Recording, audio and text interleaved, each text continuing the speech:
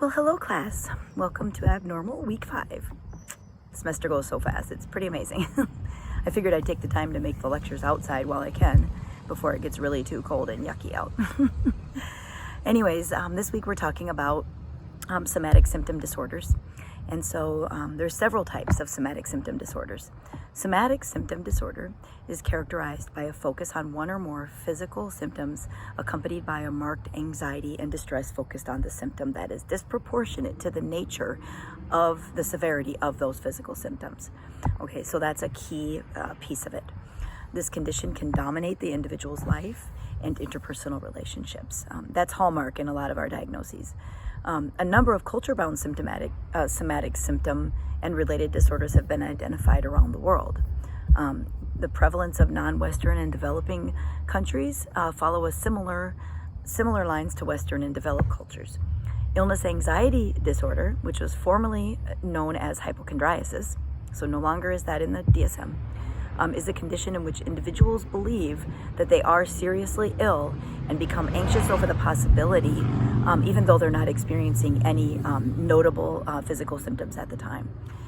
So in conversion disorder, which is another one that's in this category, sorry, my dog is acting up.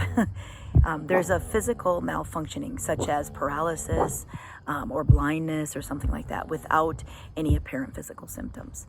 And so distinguishing among conversion reactions, real physical disorders, and outright malingering, which is faking or, intentionally feigning symptoms for some kind of a gain, whether it be financial or other kinds of gain, is sometimes very difficult.